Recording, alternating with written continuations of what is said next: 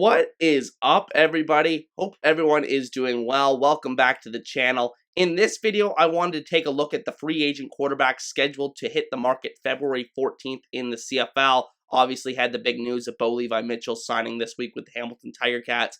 So we look at how that affects the quarterback landscape going into free agency this year. What spots do I see these guys potentially going to? I'm going to be doing this for other positions as well, just doing a quick look at every position as we go towards free agency here. So since the last time I did a video involving the whiteboard, I have gotten a new camera, so hopefully people can see it a little bit better on the whiteboard. It's mostly just for reference for me to keep on track, especially when I'm doing list videos like this. So with that in mind, let's get started with the number one available quarterback scheduled to hit the market this offseason, and in my opinion, that is McLeod Thompson of the Toronto Argonauts.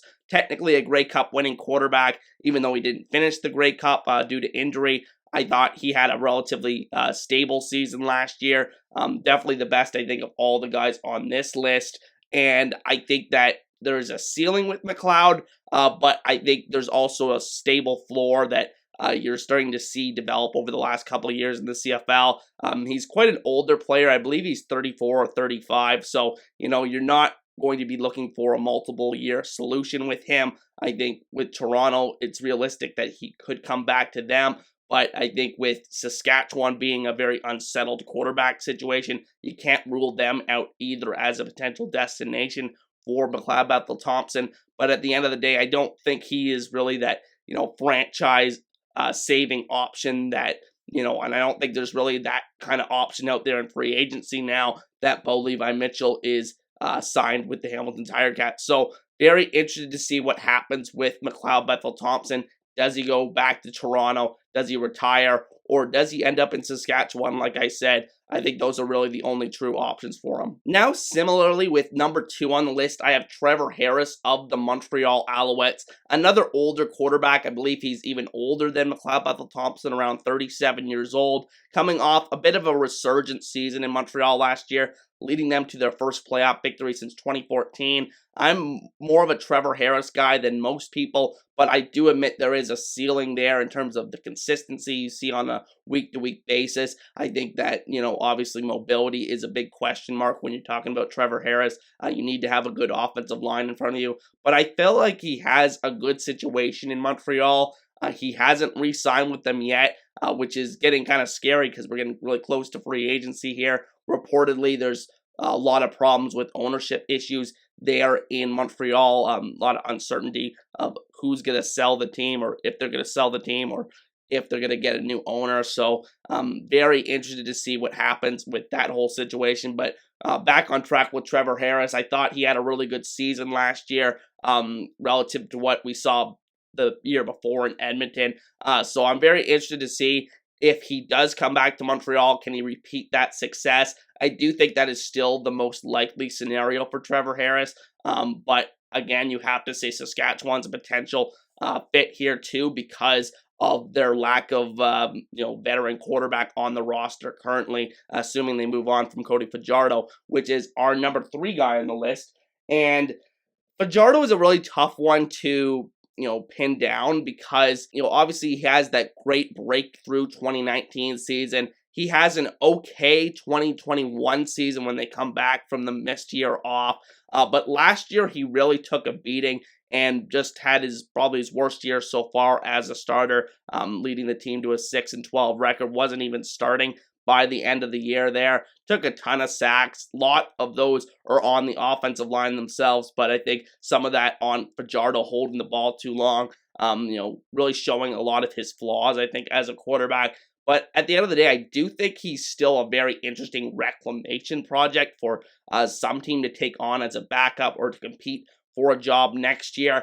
I don't know if that's in Saskatchewan. I did put them down as one of the destinations there for Fajardo potentially, because they may run out of options and they may say, Fajardo may be the best that we can do in terms of bringing in a quarterback because Macbeth and Trevor Harris may ultimately end off the market. So very interested to see what happens with Cody Fajardo. I put down Calgary and BC two teams that will be in need of a backup. I really don't think they have a solidified number 2 yet. You have Tommy Stevens in Calgary, but very much an unproven guy. Looked good in the last game of the season, but don't know what to expect for him going forward. I think they would like to get a better prospect, I think, at that position, or more proven option at that backup position behind Jake Maier, because he's going to go into his first full year as a starter too. So, you want to prepare for situations like that with quarterback depth in the CFL. So I'm very interested to see what Cody Fajardo does this offseason. He's really, I think, the only guy left on this list in terms of the top 3 guys. He's definitely the youngest guy of those 3 guys between Harris, McLeod Thompson, and himself. So I think he's an interesting guy to maybe, get his career back on track in the next couple of years. I think he just needs to find the right spot, and whether that be in Saskatchewan or elsewhere, it'll be interesting to see. So those are obviously the top 3 guys available that are going to be true free agents, scheduled to be February 14th in the CFL. So it was very difficult to pick a number 4 and number 5 guy for the list, just to round out a top 5 list here for you guys. But for number 4, I actually went with Matthew Schultz of the Hamilton Tiger Cats. Was a backup / starter for them last season. Looked good before his injuries. I think that's ultimately what scares me about him, is that he is a very solid locker room guy, apparently, and a guy that you would love to have as your backup quarterback, and is capable of stepping in there and playing well on any given day. But at the end of the day, almost every time he's stepped on the field the last couple of years, he's been banged up with injuries. So that would scare me as a potential suitor for Matthew Schultz. But I do think there will be a pretty big market for him, because he did play relatively well last year when he got on the field with Hamilton. I think he was the best of the Ticats quarterbacks last season.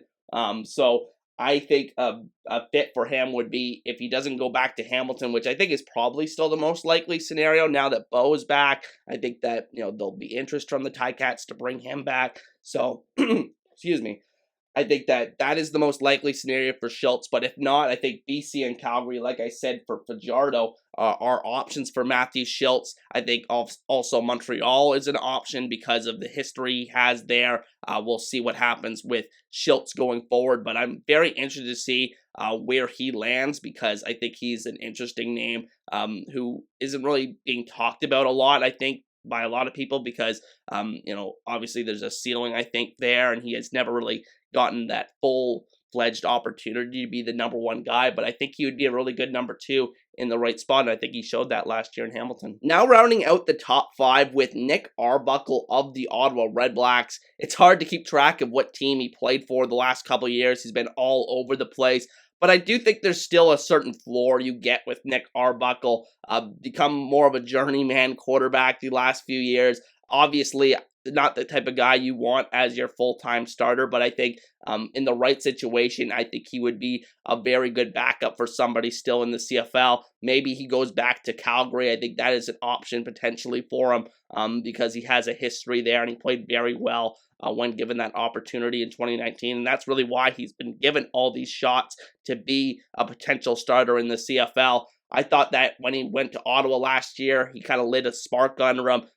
I think he was probably their best quarterback last year after Mazzoli went down. So very interested to see what happens with Nick Arbuckle. Again, not a full-fledged starting option going forward. I think those days are behind him in the CFL. I think he's going to be, prototyped to be a number 2 guy the rest of his career. But I think that he will be a good, solid number 2 option for somebody. Maybe he goes to BC behind Vernon Adams as well. So, I think any of these teams that are looking for a number 2 guy, watch out for Nick Arbuckle. So these are just the top 5 guys that I came up with that are true free agents come February 14th as of right now, as of the recording of this video. But there are a couple of other guys that may become available for one reason or the other through a trade or release.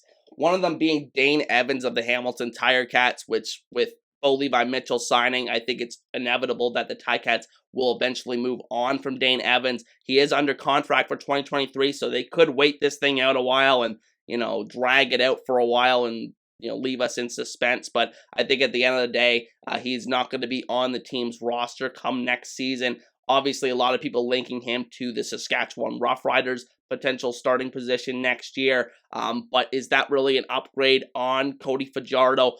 That remains to be seen, and what they think remains to be seen. But I think there will be an interest in Dane Evans. He did play good football, even, just 1 year removed from good football, I should say, in 2021. So very interested to see what happens with the rest of Dane Evans' career. I was very high on Dane Evans going into last season, and then, everything just seemed to snowball in the wrong direction for him. So very interested to see what happens with Dane Evans, and I think he is if he becomes available, if he's released, I think he may become actually the best option on this list, because I think he has the best combination of what he's shown in the CFL and how young he is relative to guys like McLeod Thompson and Trevor Harris. So I'm very interested to see what happens with Dane Evans going forward this season. And then the final name I have on the board here is Chad Kelly of the Toronto Argonauts. Obviously, Grey Cup hero, comes off the bench, leads the team to the Grey Cup title over the Winnipeg Blue Bombers.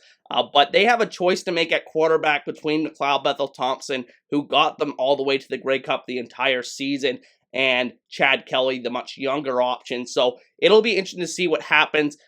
If Chad Kelly is moved, it will be a trade. Can't see them releasing him like the Ticats would Dane Evans. So should be interesting to see if he is on the move, if they make him their number one guy. The Argos make them, that is, their number one guy going into next season. Should be very interesting to see. But these are just the noteworthy names, I think, in CFL free agency slash ones that could be available this offseason. And finally, I just wanted to go over some of the other names that are out there in free agency that may ring a bell for you CFL fans. So you have Dominic Davis of the Montreal Alouettes, more of a short yardage quarterback. Don't want him starting many games for your team. He's shown to be too erratic in terms of accuracy and decision making, but still a very good short yardage quarterback, perhaps the best in the league at that. Caleb Evans of the Ottawa Redblacks, very similar, I think, to Dominic Davis, a lot younger, obviously, and maybe he still has a path to being a starter in the future in the CFL, but I think the opportunities have exhausted themselves in Ottawa. He'll land somewhere else, but I don't think he'll have a prominent role with his next team, perhaps just a short yardage thing, like I said. And then Dakota Prukop, more of a gadget guy. When he was with Winnipeg, he may be back with Winnipeg in my opinion, but an athletic quarterback that really hasn't shown too much in terms of throwing the ball, hasn't really gotten too much of an opportunity in that respect. And then the two guys that were in BC last season, Michael O'Connor and Antonio Pipkin, don't know where these guys land. I could see them, neither of them, being in the CFL next season. Should be very interesting to see. O'Connor obviously being a Canadian quarterback, the lone one that's out there on the market this offseason. So, those are just the free agent quarterbacks going into this offseason.